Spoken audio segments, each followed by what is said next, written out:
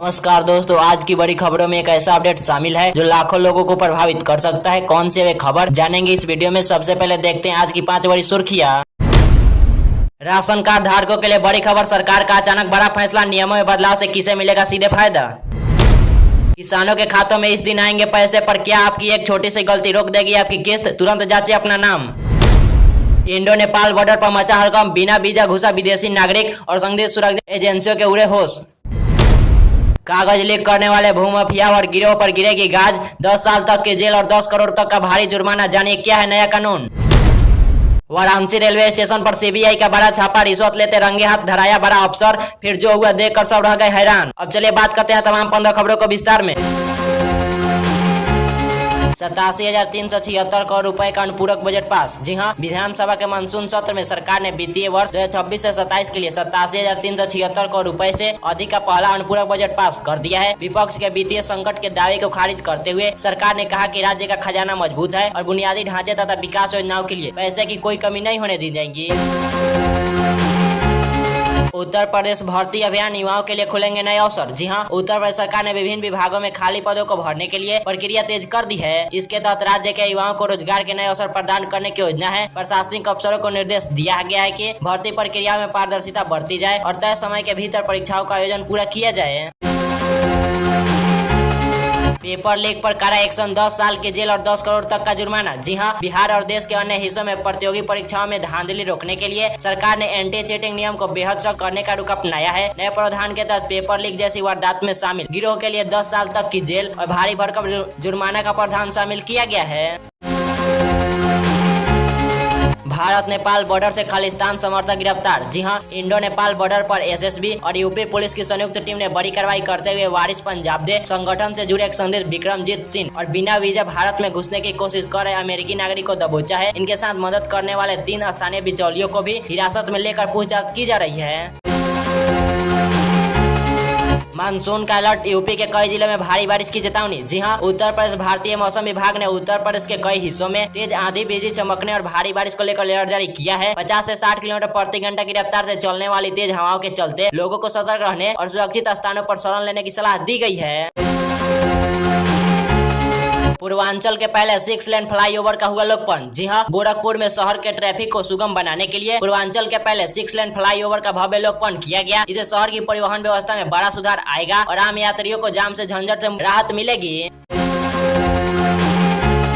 Mid day meal में मिली लापरवाही, school में हंगामा। जी हां, खगड़िया जिले के चौथम प्रखंड स्थित कन्या मध्य विद्यालय में दोपहर के भोजन के दौरान लापरवाही का मामला सामने आया है। भोजन में अवांछित जीव मिलने की खबर फैलते ही परिजन ने स्कूलों में विरोध प्रदर्शन किया। एहतियात के तौर पर बच्चों की जांच कराई गई और सभी बच्चे पूरी तरह सुरक्षित पाए गए हैं। बिहार का जीविका मॉडल बना मिसाल, गांव-गांव में लगेंगे हट। जी हां, बिहार में स्वयं सहायता समूह के जरिए 1.83 करोड़ जीविका दीदियों राज्य के ग्रामीण अर्थव्यवस्था को मजबूती दे रही हैं। इन महिलाओं के बनाए गए सामानों की बिक्री के लिए पंचायत और ब्लॉक स्तर पर विशेष गाँव हट बनाए जा रहे हैं। बोधगया और अन्य पर्यटन स्थलों पर भी इनके स्टॉल लगाए जाएंगे। मानवाधिकार उल्लंघन का मामला, पुलिस अधिकारियों पर याचिकाएं। जी हां, मेरठ में कलेक्ट्रेट प्रदर्शन के दौरान हुई लाठीचार्ज और वकीलों के साथ हुई अभद्रता के मामले में कानूनी मोड़ ले लिया है। कोर्ट में करीब 50 पुलिस कर्मियों के खिलाफ मानवाधिकार उल्लंघन और अभद्र व्यवहार के आरोप को लेकर याचिकाएं दाखिल की गई है। बालू वसूली मामले में रोहतास एसपी का कड़ा एक्शन। जी हां, बिहार के रोहतास जिले में बालू लदे ट्रैक्टर चालक से अवैध वसूली के आरोप पर कड़ी कार्रवाई की गई। रोहतास एसपी ने मामलों में संलिप्त पाए जाने पर 5 पुलिस कर्मियों को तुरंत प्रभाव से निलंबित कर दिया है।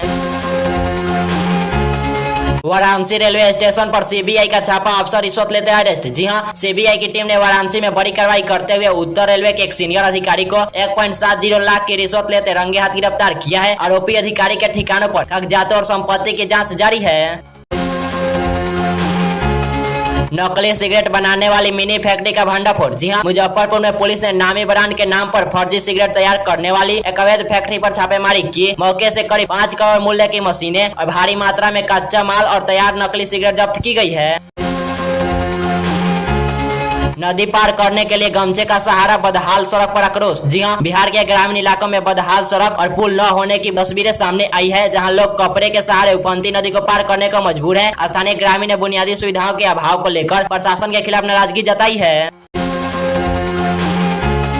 सावन माह को लेकर रेलवे स्टेशन पर सिर्फ शाकाहारी भोजन का निर्देश। जी हाँ, पवित्र सावन महीने के श्रद्धालुओं की आस्था को ध्यान में रखते हुए रेलवे प्रशासन ने निर्देश दिया है कि स्टेशन परिसर में स्थित सभी फूड स्टॉलों पर केवल शुद्ध शाकाहारी भोजन ही परोसा जाएगा। स्टेशन मास्टर और अधिकारी इसकी नियमित जाँच करेंगे। नया राशन कार्ड सरकार का त्वरित सेवा देने का दावा। जी हां, बिहार और उत्तर प्रदेश सरकार ने पात्र परिवारों के लिए नया राशन कार्ड बनाने और पुराने कार्ड में संशोधित की प्रक्रिया को आसान बना दिया है। योग्य लाभार्थी आवश्यक दस्तावेजों के साथ नजदीकी सीएससी सेंटर या खाद्य आपूर्ति विभाग के पोर्टल के माध्यम से ऑनलाइन आवेदन कर सकते हैं। किसानों के लिए राहत सम्मान निधि की अगली किस्त जल्द। जी हां, पीएम किसान सम्मान निधि योजना के तहत पात्र किसानों के खातों में योजना की अगली किस्त हस्तांतरित करने की तैयारी पूरी कर ली गई है। सरकार ने स्पष्ट किया कि जिन किसानों ने अपने ई-केवाईसी और भू सत्यापन का काम पूरा कर लिया है, उनके बैंक खातों में सीधे राशि ट्रांसफर कर दी जाएंगी।